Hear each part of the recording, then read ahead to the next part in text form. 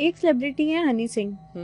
उनके बारे में जो भी आपने पीछे बात की है कि वो एकदम से अरूज पे आते हैं, फिर गायब हो जाते हैं और फिर दोबारा से सामने आते हैं, लेकिन उस लेवल पे जाके नहीं आते। हनी सिंह के बारे में हमने ऐसे देखा कि हनी सिंह के सॉन्ग्स, हनी सिंह का स्टाइल इतना फेमस हो गया कि हनी सिंह टू, हनी सिंह की डमी सारी हमें नज़र आने लग गई सोशल मीडिया पे और यूट्यूब पे, मुख्तलिफ प्लेटफॉर्म्स पर हर जगह हनी सिंह के गाने नज़र आने शुरू हो गए। फिर हनी सिंह गायब हो गए एकदम से, और मेन रीज़न जो सामने आती है वो ये कि डिप्रेशन का शिकार हो गए हैं या किसी बीमारी का शिकार हो गए हैं। अच्छा, आपने हनी सिंह का सुना होगा एक वाकया कि वो कह रहा था, वो जब टूर पे बाहर कहीं गया हुआ, उनके फ्रेंड के रेफरेंस से एक खातून मिलने आई। खातून ने उनको बाहर डिनर पे बुलाया। अच्छा, वो बताते हैं कि मेरी एक पाकिस्तानी रेस्टोरेंट बैंकॉक में शायद है, उसका वो खाना एक डिश बड़ी शौक से खाते थे, तो वो फेवरेट उनका फूड है। अच्छा, वो खातून जब वहाँ के एक इंडियन रेस्टोरेंट में लेके गई उनको, तो जब सामने डिश आई तो उन्होंने ऑर्डर खुद ही कर लिया हुआ था, तो वो वही डिश थी। और वो कहते हैं कि मेरी हैरत की इंतहा नहीं रही जब मैंने खाया तो एग्जैक्ट टेस्ट था जैसे वहीं से मंगवाया गया। और लेकिन वो तो कंट्री अलग थी। कंट्री अलग थी, रेस्टोरेंट वो कोई सना अल सना नाम का पाकिस्तानी रेस्टोरेंट है बैंकॉक में, और यहाँ का रेस्टोरेंट डिफरेंट, कंट्री डिफरेंट।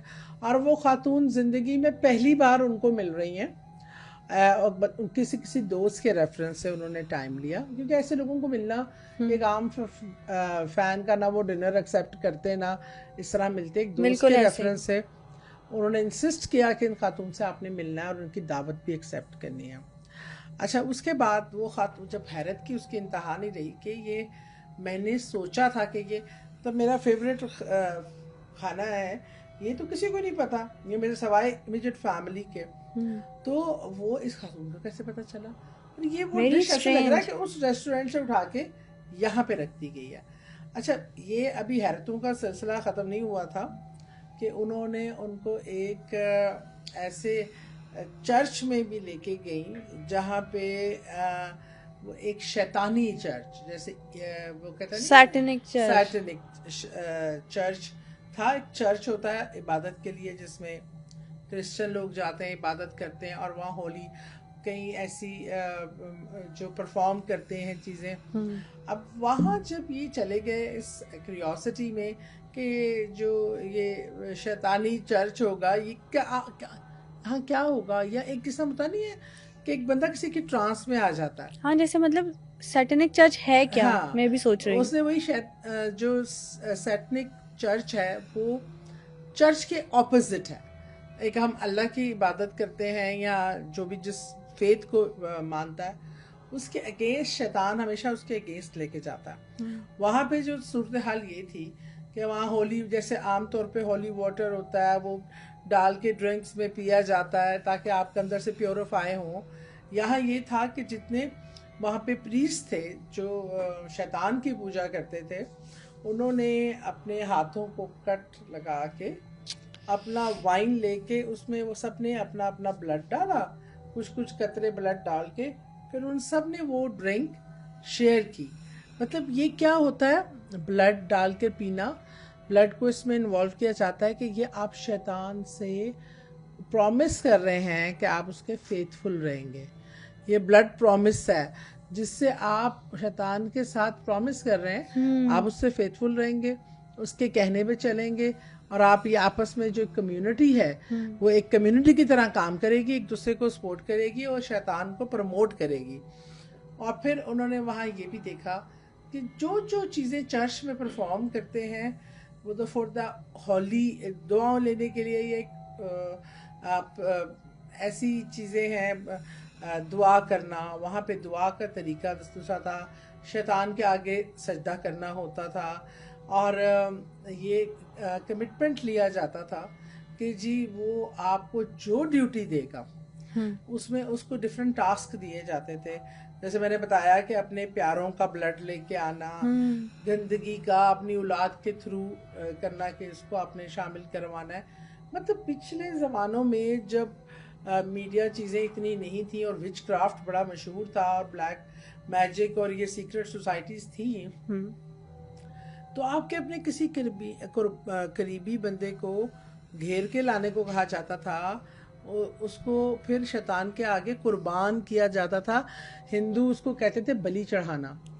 वो जिंदा इंसान को ज़बह कर देते थे वहाँ से, उसकी कुर्बानी देते थे अपने देवता को खुश करने के लिए, शैतानी देवता को। और अच्छा मैं आपको ये बताऊं इस चर्च के हवाले से, इसको अब जो पहला प्रीस्ट था वो इंटॉन नाम का एक शख्स था, और ना उसने सिर्फ ये चर्च बनाया इसको बना के, बल्कि उसने जो शैतानी बाइबल है, एक बाइबल ओरिजिनल जो अल्लाह का कलाम है, और एक शैतानी बाइबल उसने लिखी बिल्कुल उसके ऑपोजिट, जिसमें नेकी करने का, कुर्बानी का हुक्म है, एक जो असल बाइबल है, क्योंकि वो हम उसको एक आसमानी किताब मानते हैं, एक पैगंबर पे उतरी है, उसके बिल्कुल ऑपोजिट उसने एक शैतानी बाइबल बनाई, जिसके वो आप पढ़ें, वर्सेस पढ़ें तो उस पर शैतानी अमल होता है लोगों पे।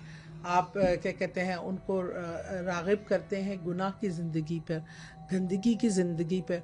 और जब मैंने पिछले प्रोग्राम में भी, एक प्रोग्राम में मैंने बताया था कि जो जंगे अजीम 2 का एक जंगे अजीम 1 का एक सिपाही था, उसने भी ये बात अपने तजर्बे में बताई कि वो क्या करते थे कि जब ये सब इन लोगों की इकट्ठे होते थे तो इनकी सारी एक्टिविटीज़ ही वो होती थी जो अखलाक से इंतहाई गिरी हुई।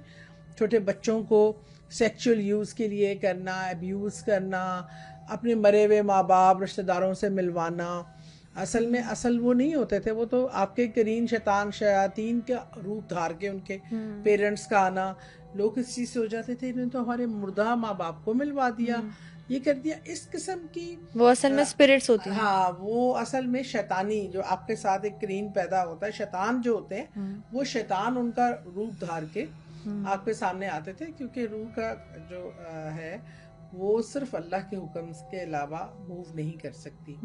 तो ये जो शैतानी अवामिल, ये तमाम चीज़ें साबित होती हैं कि ये जो शैतानी चर्च बनाना। अच्छा, फिर हनी जब ये गया वहाँ पे, ये ना चाहते हुए भी उन चीज़ों में इन्वॉल्व होता चला गया, फेम भी मिला, सब कुछ हुआ, लेकिन उसको जब उसने अपनी स्टडी की, अपने रिलीजन को दोबारा ना, उसको कहा मैं कहाँ जा रहा हूँ, डिप्रेशन का शिकार और चीज़ें, क्योंकि अभी वो उनके अंडर प्रेशर या उसके सुपरविजन कर रहा था, लेकिन उसको जब ये अंदर से फील हुआ ना कि नहीं ये सही नहीं है, कुछ चीज़ें इस तरह करने को कही गई और सब कुछ, तो उसने डिसाइड, जब अपना रिलीजन को पढ़ा तो उसने देखा कि हाँ, मज़ाहिब में तो ये चीज़ें नहीं होती।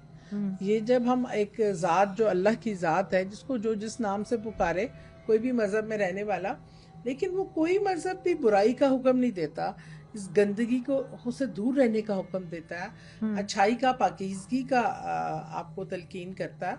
और ख़ास तौर पे मुसलमान को तो ये फ़ख्र हासिल है कि सबसे खूबसूरत और कंप्लीट मज़हब है बेशक, और जिसमें वाज़ेह हदायत मौजूद है और बुराई और सच्चाई का रास्ता बड़ा खुल के बयान किया गया।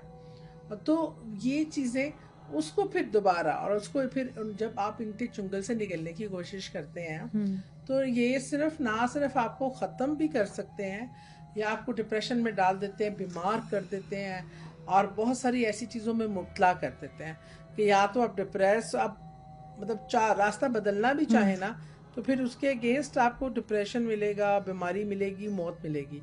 तो फिर आप कहते हैं अच्छा जी इनके साथ ही लगे रहो। तो इस तरह का ये हनी सिंह का हवाले से ये चीज़ें जो है वो काफ़ी मंजर आम पे आई, और उन्होंने खुद भी माना इस चीज़ को कि वो इस तमाम चीज़ से गुजरे हैं।